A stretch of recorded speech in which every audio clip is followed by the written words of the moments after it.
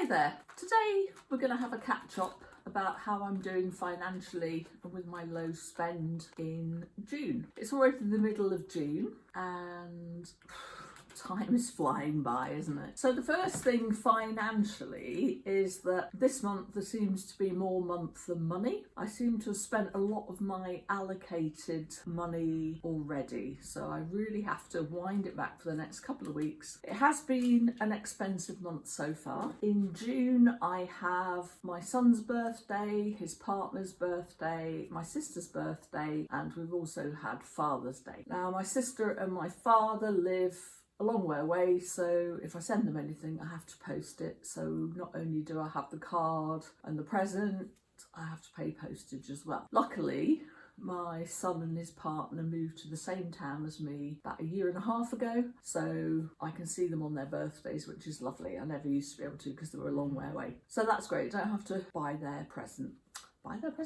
post their presents. In general, finances are a bit hit and miss really. Work-wise, I've had some cancellations, so I don't earn any money when the people cancel. I'm also off sick at the moment with really bad knee pain, and I'll come to that in a bit, but that's a worry as well at the moment. I mentioned in my last video that I was doing a savings challenge. Now I don't have a huge amount of spare money, but I think it's a good idea to get in the savings habit, even if you can only put a little bit aside each month or each week even. Anyway, I got this lovely little savings challenge from Abundant Budgets. Now she's a lady who does a YouTube channel. She has a great channel, really nice lady, talks about her finances, her budgeting for each month and how she's done. So I'll link her channel down in the description below, go take a look. Anyway, she has an Etsy shop as well where she has lots of budgeting tools, and I found these little cards. I'll put a bigger photo up in a minute. Big little cards where you can say how much you want to save and then cross it off when you've saved that money, and you can complete the card. So it's a bit of fun, you know. I mean, you don't need this sort of thing, you could draw one out yourself, but I thought if I have this, it's fun, it sort of gamifies savings, you know, and anything that makes saving and finances more fun in my book is a good thing. So I've started this one for summer, and so far I have, can you see that? £18. I decided that I was going to save £2 coins. As I said, I don't have an awful lot of spare cash, but with the £2 coin, you don't get them that often in change when you're using cash in a shop, but you get them frequently enough that, you know, it can build up over time. So I'm saving £2 coins, and what's that, 5? By the time I get to the end of this card, I should have, what's that, 5 by 5, £50, which is amazing, isn't it?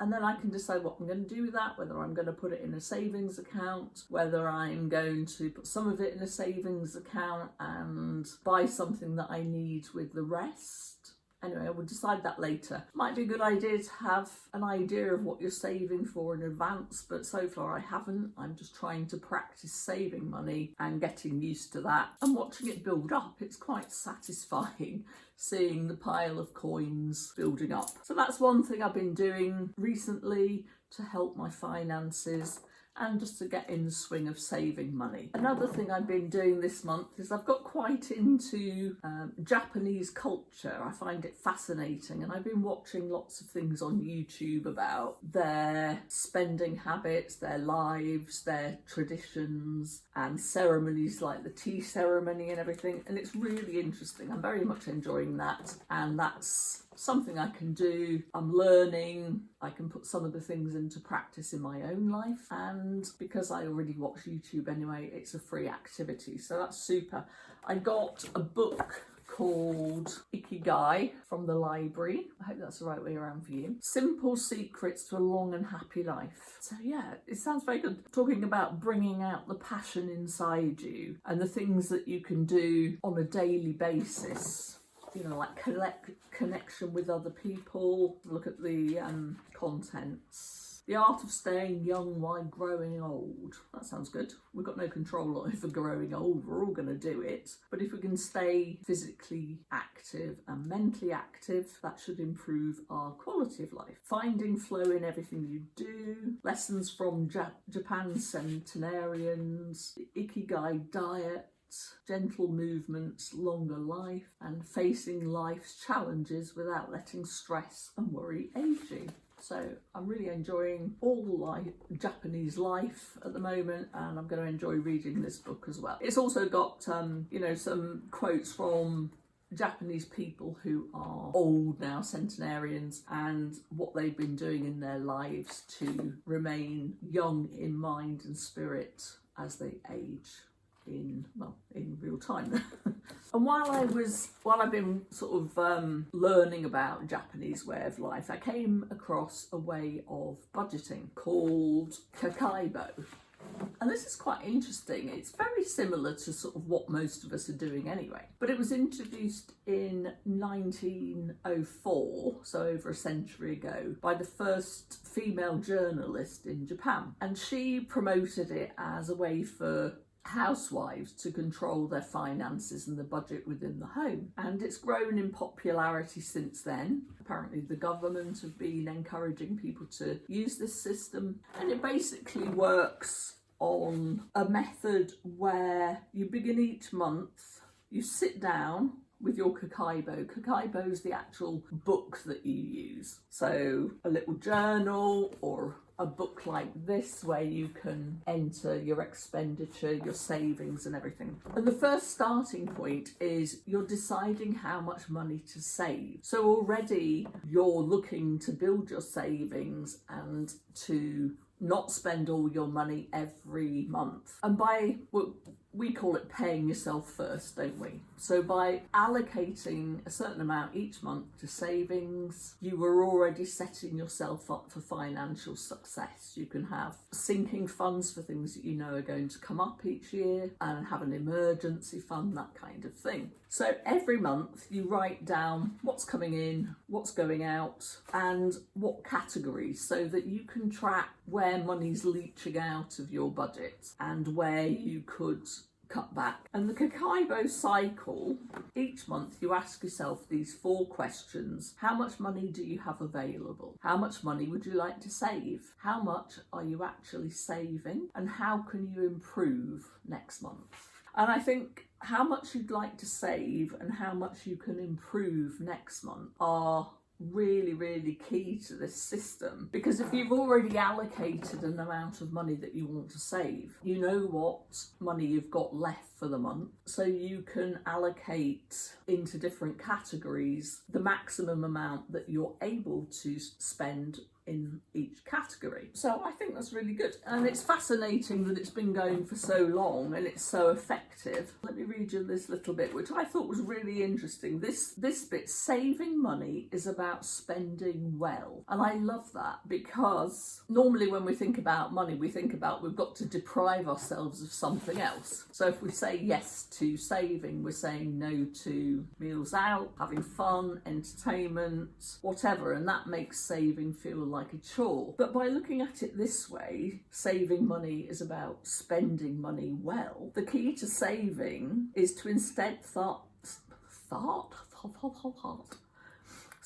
thinking about it in terms of spending money, but spending it well, which again is coming back to putting away the money that you want to save each month and then allocating what's left to things that you need rather than things that you want. And that way saving will be possible. So I think that's great. I think that's a good thing to keep in mind. Saving money is about spending money well. And that way you don't feel deprived. You feel like you are making progress, you're being proactive about your finances. So yeah, that's great. That's what I've been doing with my finances. As I say, I've had extra expenses this month with birthdays and Father's Day. However, that's a sinking fund. I know they're going to come up every year. So that money was already allocated.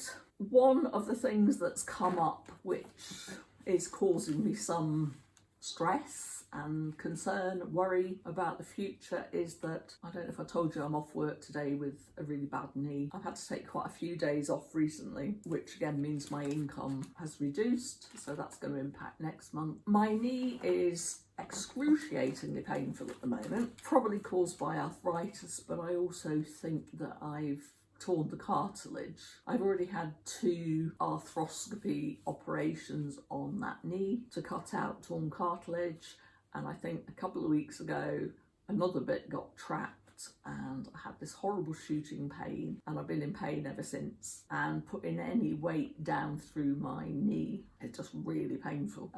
The swelling's gone down a bit now from last week, but only because I've been icing it and probably because I've not been doing very much and I've had to cancel work. So that's really frustrating, as well as being really painful. I've been to the doctor and got some slightly stronger painkillers. They don't really touch it either, but I suppose it's better than nothing. And they're going to refer me for an MRI scan to find out what's going on inside the kneecap. So financially, that means that, as I said, my income's going to be less next month. Well, no, my budget's going to be less next month because I'm working a month behind, so I'll have less money to spend and to save. But also, if I have to keep cancelling jobs, that's going to have a knock-on effect on how much I'm earning. What also worries me is if I have to have any form of surgery, like another arthroscopy, or worst case scenario, knee replacement, then I'm going to be off work for, I don't know, 6-8 weeks possibly. I don't know how long the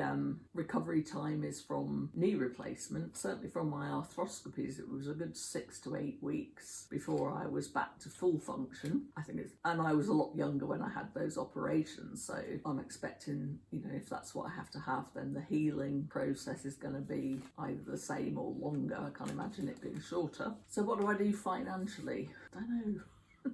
It's worrying, I'm a solo person, there's no other money coming into the house, and as you know, my income's quite low anyway. So I need to do something about that. I've been looking into illness insurance and critical illness insurance, but I'd have to get that set up ASAP before, I had to have any surgery. Otherwise they wouldn't pay my income while I was recuperating. So I really need to look into that and try and protect myself a little bit, because 6 to 8 weeks without any income at all is frankly a nightmare. And I don't think if you're stressed about money and you're stressed about paying the bills, that you heal as well as if you can relax. My urge would be to get back to work, pretty soon, as soon as I can, even if that's sort of detrimental. And that's the sort of, oh my God, I've got bills to pay part of my mind.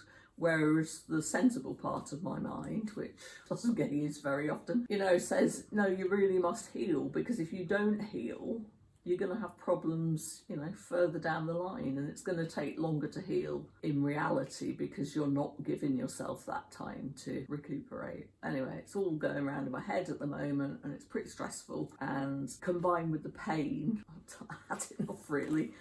However, we can't have enough, can we? We have to carry on, so we have to find a solution. A lady I know through my work recently had a very bad accident. She was off work for a long time with a broken back, and she had this illness cover because she's a self-employed gardener, and that paid out for her. So that's what got me thinking, perhaps I should have that kind of thing. Worst case scenario, I have to give up my job. Don't really want to think about that at the moment.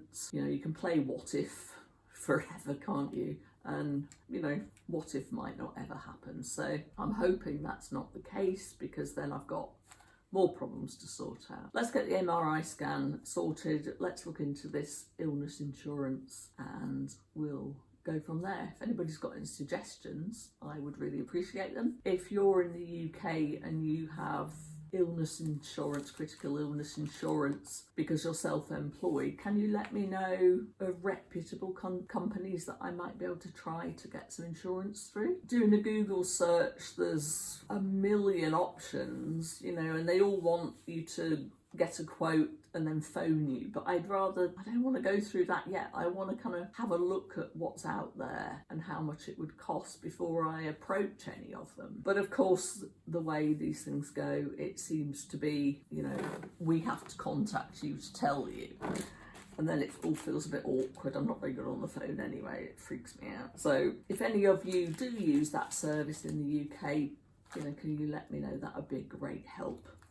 Anybody else got any tips for arthritis? We'll be also very grateful for that. Control the pain, how to reduce it. Yeah, so that's where we are halfway through June. On a positive note to end on, after all that gloomy health stuff, I have been selling some stuff on eBay, and I'll update you with that at the end of the month when we go through what I've spent, what I wanted but didn't buy, and all the things that have come up in the month of June.